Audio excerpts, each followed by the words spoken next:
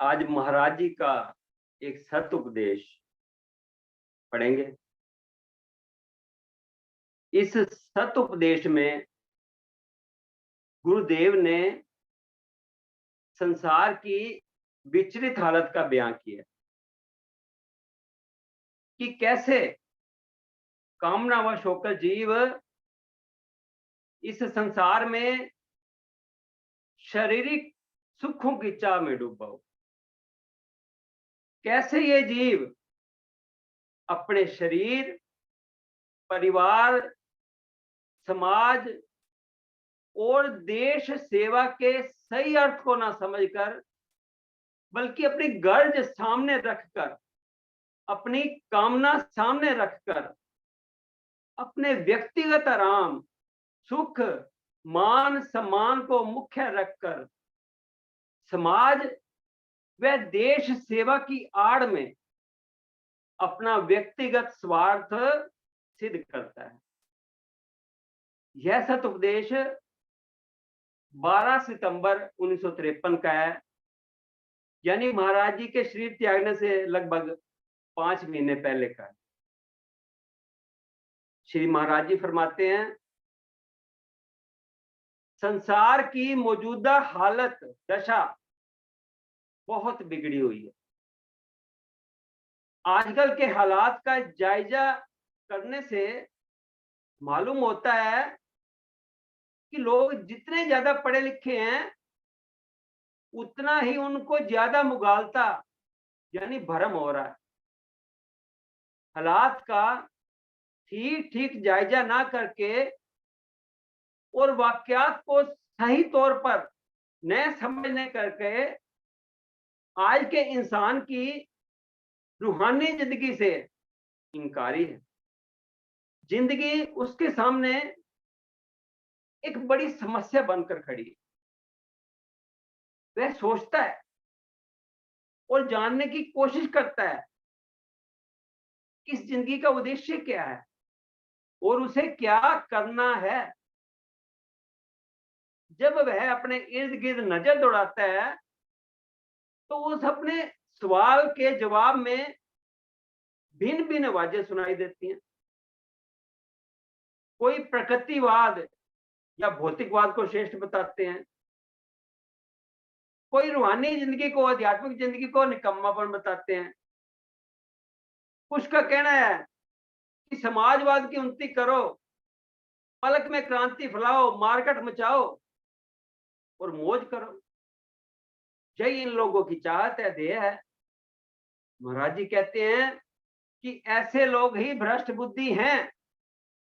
यह जो समझने वाली चीज बुद्धि है, यह शरीर में रची बसी है। शरीर ही उसका संसार है।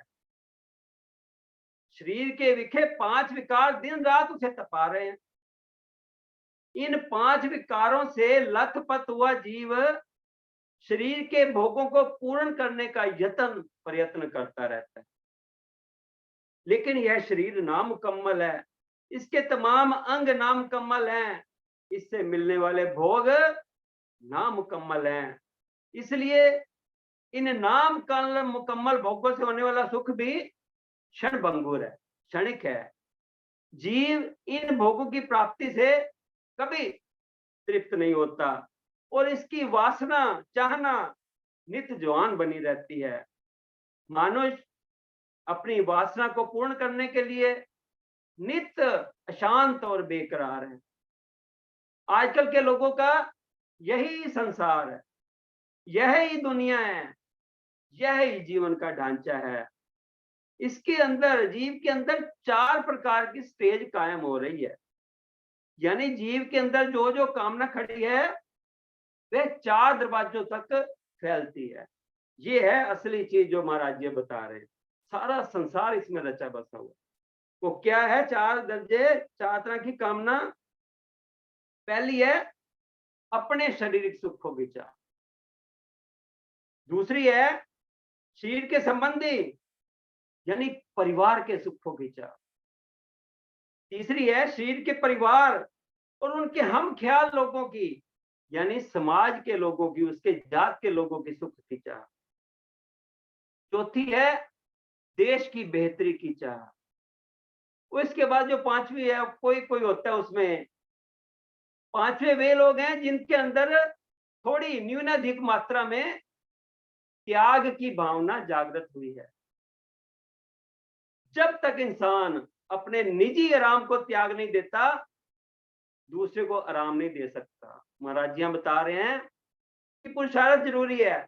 सबसे पहले पुरुषार्थ है। जब तक इंसान अपने निजी आराम को त्याग नहीं देता, दूसरों को आराम नहीं दे सकता। जो शख्स शारीरिक सुखों का त्याग ना करके परिवार को, समाज को सुख देना चाहता है, वह भूल करता है। वह ऐसा कभी नहीं कर सकता। जब परिवार नहीं होता तो खूब मौज उड़ाता है। ये पहला है, अपने शारीरिक सुखों की चाह। जब परिवार नहीं होता, अकेला होता है तो खूब मौज उड़ाता है। लेकिन जब परिवार हो जाता है, यह दूसरा, शरीर के संबंधी पारिवारिक सुखों की चाह। जब परिवार हो जाता है, उसकी मैं और ममता का दायरा उसकी शरीर की सीमा से थोड़ा बड़ा हो जाता है, जिसके अंदर कई कई एक दूसरे शरीर शामिल हो जाते हैं। इन तमाम शरीरों के सुख दुख को वह अपना सुख दुख मानता है। उस वक्त वह अपने सुख की परवाह न करके परिवार के शरीरों को सुख देने का यत्न करता है। खुद भूखा रहकर वह अपने बाल बच्चों को खिलाता है। सर्दी की कड़ी अंधेरी रातों में जब कोई बच्चा नन्हा बीमार हो जाता है, आधी रात को मीलों चलकर डॉक्टर को बुला लाता है, दवाई लाता है, सारी सारी रात जागता है, शरीर के सुख के मुतालिक परवाह नहीं करता। लेकिन इसके बावजूद जिनके अंदर शरीर का जरा सा अभिमान बाकी रहता है, अहम जल्दी नाश नहीं होता, अंदर की कोई कामना छुपी रहती है, वह उस वक्त तक परिवार की सेवा करते हैं जब तक उसके मान को, अहम को हानि नहीं पहुंचती। जो ही उनकी मर्यादा भंग हुई, अहम को चोट पहुंची, घर में बला का युद्ध होने लगा। अब महाराज जी आगे तीसरी वासना के बारे में बता रहे हैं। शरीर के परिवार, उनके हम ख्याल, यानी जात समाज के लोगों के सुख की चाह। इसके आगे वासना की जो तीसरी स्टेज है, इस पे वे लोग नाटक करते हैं जो समाज सेवा के मैदान में उतर आते हैं। कोई कोई होता है असली, बाकी तो सारे नाटक करते हैं। महाराज जी बता रहे हैं, जब तक इंसान शारीरिक सुखों की चाह और परिवार के सुखों की चाह से ऊपर नहीं उठ जाता, वह समाज की ठीक सेवा नहीं कर पाता। जो लोग अपने अंदर शारीरिक अभिमान रखते हुए वासनाओं को दिल में जगह दिए हुए हैं और साथ ही साथ समाज सेवा का काम कर रहे हैं, वे सच्चे समाज सेवक नहीं हो सकते, क्योंकि उनकी खुदी और गर्ज किसी वक्त उन्हें एकदम नीचे गिरा देगी और वह समाज को ही नुकसान पहुंचावेगी। आजकल बावजूद इतनी ज्यादा समाज सुधार संस्थाएं होते हुए भी समाज का उत्थान नहीं हो रहा। तो इसका यही कारण है कि सच्चे समाज सेवकों की कमी है, जिनमें न खुदी हो न गर्ज। समाज सेवा का ढोंग रचकर जीव वहां भी नंबरदारी और लीडरी चाहता है, मान चाहता है, लोभ रखता है। जो ही उसकी वासनाओं की पूर्ति नहीं होती, वही टक्कर व रगड़ हो जाती है, जिसमें से शांति और दुख के धुएं उठते हैं। ऐसे सेवकों की, समाज सेवकों की अंदरूनी बीमारी से सारा समाज बीमार हो जाता है और जीव दुर्गति को प्राप्त होते हैं। होते हैं देश की बेहतरी की चाह। महाराज जी फरमाते हैं, इस चाह की चौथी रंगीन कोठी में वे लोग डेरा डाले हुए हैं जो देश का भला चाहते हैं। जैसे पहले बताया गया है, इस शरीर के सुखों का त्याग किए बगैर समाज का भला नहीं हो सकता, और समाज के सुखों का त्याग किए बगैर मुल्क का भला नहीं हो सकता। इसलिए ऐसे असूल बनाएं कि शरीर के गुलाम अपनी जरूरतों पर कब्जा करें, यानी अपनी जरूरतों को कम करें। परिवार के गुलाम परिवार के सुखों से ऊपर उठे, तभी समाज की बेहतरी हो सकती है और समाज सेवक भद्र पुरुष समाज के सुख का त्याग करके मुल्क की बेहतरी के बारे में सोचे। लेकिन आमतौर पर देखा गया है कि चाहे कुछ भी हो, कोई स्वांग ही क्यों ना बनाने पड़े, अहंकार मौजूद रहता है, नंबरदारी ना जाए। निजी सुखों में ही अकल खड़ी पाई जाएगी।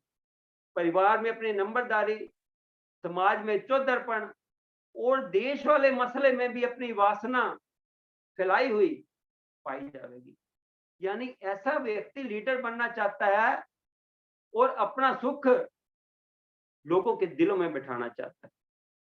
दुनिया के तमाम लोग इन चारों में से एक ना एक पर खड़े हैं। इसलिए शांति और तसल्ली का दर्शन कैसे हो सकता है? संसार की इस घोर दशा को देखकर महापुरुषों ने, सत्पुरुषों ने विचार किया। उन्होंने बीमारी की खोज की और बताया कि इस बीमारी का नाम अहंकार, मद, ममता, देह अभिमान इत्यादि है। जब तक शरीर में अहम बुद्धि है, शरीर को सत्य जानता है, अपने आप को कुछ मानता है, इसकी खुद ही कायम है, उसकी ख्वाहिशायत वासनाएं भी इसके साथ वाबस्ता है, जुड़ी हुई हैं, और यह खुद ही उसे कुछ नहीं करने देती। वह कामना के हाथ इस कदर बिक चुका है कि हर जगह सौदेबाजी करता है, हर काम में फल पहले निश्चित कर लेता है, सत्ता की अपनी हर सेवा का वो मुआवजा चाहता है, और जब फल मन अनुकूल नहीं मिलता तो क्रोध की अग्नि उसे जलाती है। वह अपनी नंबरदारी की खातिर दौड़ लगाता रहता है। ऐसा देश सेवक एक दिन तो बड़े सुख को प्राप्त होता है और दूसरे ही पल पताल में जा गिरता है।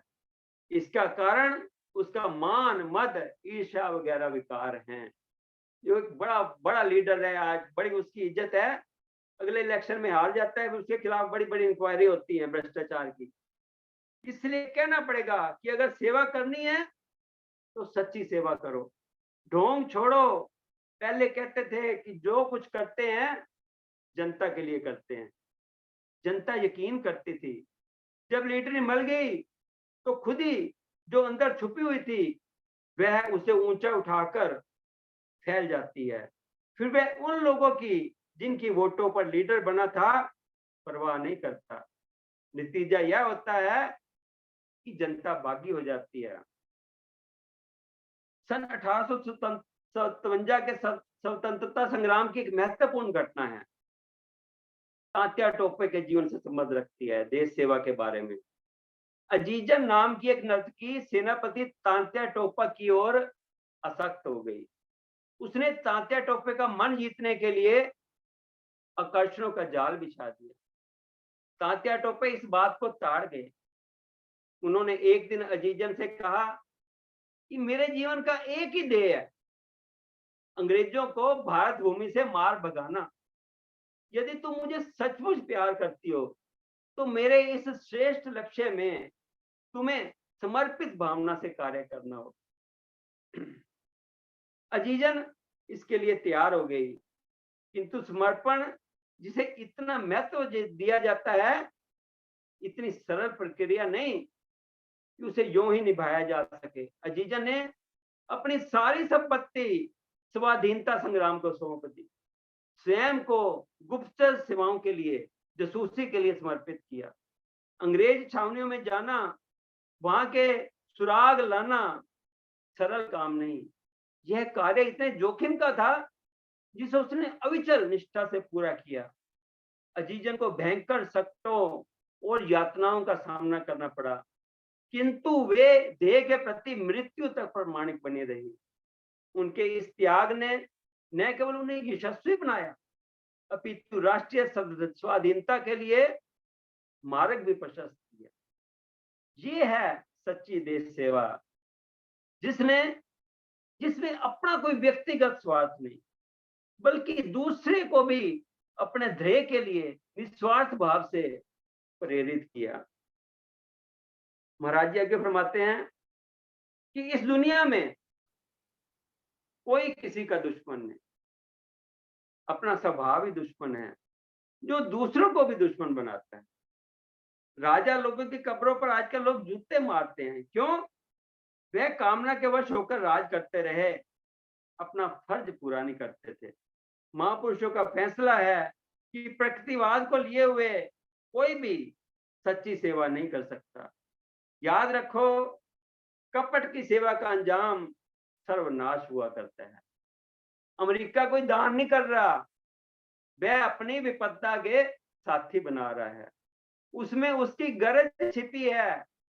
जहां सेवा की तह में शरीर का मान और यश, शरीर की इच्छा और वासना रहती है, वह सेवा नहीं, माया का छलावा है। 420 है, धोखा है, फरेब है।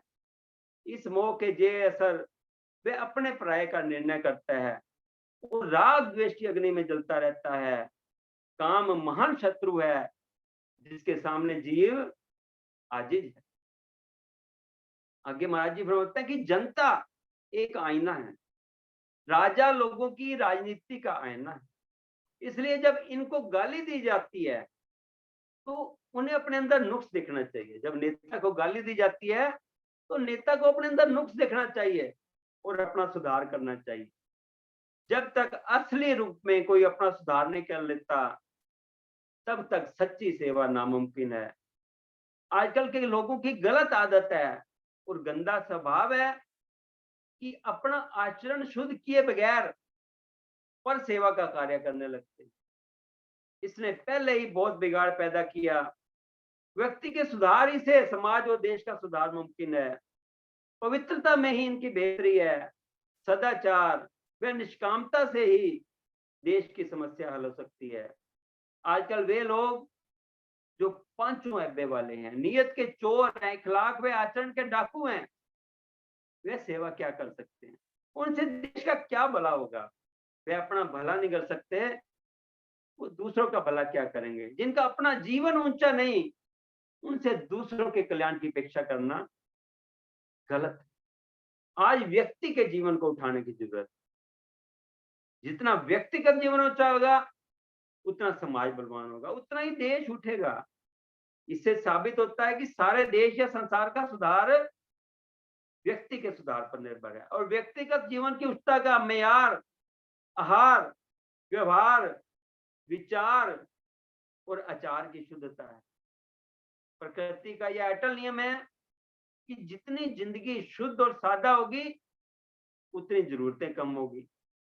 जितना जितना हम अपनी जरूरतों को कम करके अपने सुखों को दूसरों के वास्ते त्याग करते हैं, उतना ही हम जीवन में ऊंचा उठते हैं और दूसरे लोग तो खुद ब खुद सहयोग और मान देते हैं। और ऐसे लोग ही जनता के कुदरती लीडर होते हैं। लेकिन ज्यों ही खुदी और गर्द सिर उठाती है, लीडर अपने मेयार से गिर जाता है। कुदरत की तरफ से सजा मिलती है, सारी सृष्टि खिलाफ हो जाती है। रोजाना देखने में आता है कि जो कल लोगों के लीडर थे, आज जेल की दीवारों में नजरबंद। आजकल यह भी कहा जाता है कि लीडरों के जीवन को ना देखो, बल्कि उनके सामाजिक जीवन को देखो, उनके रुतबे को देखो। यह ही अंधेर है, उल्टी रीत है, यह नाश करने वाली है और आगे भी करेगी। याद रखो, जब तक व्यक्तिगत जीवन शुद्ध और सदाचारी नहीं होगा, समाज का भला नहीं होगा। समाज को अगर तुम अपना खून नहीं दे सकते, अपना आप कुर्बान नहीं कर सकते, समाज जरूर गिरेगा और तुम्हारी हड्डियां जिन्हें तुम बचाकर रख रहे हो, वो चकनाचूर हो जाएंगी। अब महापुरुषों की हालत को समझो। कानून जो अपने आप पर लागू नहीं करते, दूसरों पर भी लागू नहीं करते। जिस चीज को अपने जीवन में ढालते हैं, उसका उपदेश अपनी जबान पर लाते हैं। जब खुद अपनी गलती से ऊपर उठ जाते हैं, तो दूसरों को भी उससे बचने को कहते हैं। संत जन क्यों पूजे गए? उनकी मजाक तक की पूजा क्यों होती है? इसलिए कि कानून को सबसे पहले उन्होंने अपने ऊपर ढाला। राजा हरिश्चंद्र, रामचंद्र की मिसालों लो। उन्होंने सत्य मर्यादा को अपने जीवन में ढाला और दूसरों के सामने अपना अमली जीवन पेश किया। कोई लेक्चर या उपदेश द्वारा प्रचार नहीं किया, सेमिनार नहीं लगाए। फिर भी ऐसे महापुरुषों की जिंदगियां आज तक जाति का आदर्श बनी हुई है। इस संसार में अगर कोई अपनी उन्नति करना चाहता है, तो अपना उद्धार करे। शरीर के विकारों, काम, क्रोध, लोभ, मोह वगैरह का त्याग करे। अगर अपना उद्धार हो गया तो दुनिया का उद्धार स्वयं हो जाएगा। तेरा शरीर ही तेरी दुनिया है। अगर तेरा मन मैला है, विकारों से नापाक है, तो तेरा गंदा संकल्प सारी दुनिया को गंदा कर देगा। रेडियो की मिसाल लो, किस तरह आवाज एक जगह से चलकर चंद लम्हों में सारे कुर्रा हवाई में इर्द गिर्द घूम जाती है और जहां कहीं रेडियो लगे हैं वहां सुनाई देती है। आज भौतिक दृष्टि से सारा संसार एक हो रहा है। इंटरनेट ने सबको एक कर दिया। किसी एक मुल्क की गलती का खमियाजा सारी दुनिया को भुगतना पड़ता है। जैसे रूस यूक्रेन की लड़ाई हो रही है, उसका खमियाजा सारी दुनिया में मंदी के रूप में आ रहा है। इसी तरह रूहानी दुनिया में लोगों के मैले मन से निकले हुए गंदे संकल्प तमाम दुनिया के वातावरण को खराब करते हैं। तुम्हारे खोटे संकल्प दूसरे के खोटे संकल्पों के साथ मैल पैदा करके तुम्हारी गिरावट और नाश का कारण बनेंगे। जो परहेज महापुरुषों ने बतलाए हैं, आजकल बिल्कुल उनके उलट हो रहा है। स्त्री का पर्दा दूर हो गया, स्त्री जाति की हया और शर्म जाती रही। जिस तरह जमीन के लिए जमींदार को बाढ़ की जरूरत है, जिस खेत की बाढ़ मजदूर है, जमींदार चौकस है, उसकी फसल अच्छी है। इसी तरह स्त्री पृथ्वी रूप है। जब तक पर्दे के अंदर रहती है यह बलवान होती है। बलवान स्त्री की संतान बलवान होती है। महापुरुषों का कहना है कि स्त्री में सहन शक्ति कम है, वो कुदरतन चंचलता ज्यादा है। अगर इस पर खौफ रखा जाए थोड़ा तो इसकी ज्यादा वृद्धि होती है। पुरुष का शरीर अकेला रह सकता है, स्त्री अकेले नहीं रह सकती। इसका शरीर ही ऐसा है। इसका यह मतलब नहीं कि स्त्री का मान न किया जाए। महापुरुष ने बताया कि देवियों की इज्जत ही जाति की उन्नति का कारण है। पद्मिनी की मिसाल देखो। पठान बादशाह उसका मुंह देखना चाहता था, उसने सती होना मंजूर कर लिया। राजपूती आन की खातिर सारी फौज को लड़ाया और खुद भी बहादुराना मौत को स्वीकार किया। परिहार ऐसी देवियों के। आज दुराचारी और भ्रष्टाचारी जीवन से अमन की आशा की जाती है और अमन को कायम रखने के लिए एटम बम तैयार किए जा रहे हैं, हाइड्रोजन बम तैयार किए जा रहे हैं। यूएनओ में तमाम दुनिया के नुमाइंदे अमन को बरकरार रखने के लिए जमा होते हैं। अभी यूएनए की मीटिंग हुई थी। अमन और शांति के वास्ते नए नए रास्ते दरियाफ्त करते हैं, लेकिन वे लोग जरा अपने गिरेबान में मुंह डालकर देखें, क्या उनको इससे शांति हासिल हो गई? आज 70-75 साल हो गए यूएनओ को बने हुए, उसने कहीं शांति स्थापित नहीं की। अगर वे खुद शांत हो चुके हैं तभी वो दुनिया को शांति दे सकेंगे, वरना नहीं। इसलिए जीव को चाहिए कि दुनिया में आकर ऐसा काम ना करे जिससे उसके मानसिक दोषों में वृद्धि। तेरा पाप तुझे नाश कर देगा। इसलिए शरीर अथवा मन को सदाचारी जीवन में लगा। सत्य यानी ईश्वर की सत्ता में निश्चय रख, उसकी तलाश कर, उसकी सेवा कर, उससे प्यार कर। यह शरीर एक महान कार्य के लिए मिला है, भोग भोगने के वास्ते नहीं मिला। जीवन को कर्तव्य में ही बनाओ। अगर आप अपना फर्ज पूरी तरह से निभा देंगे तो बाकी सब अपने आप ठीक हो जाएगा। अपना स्वभाव ही सुख रूप है।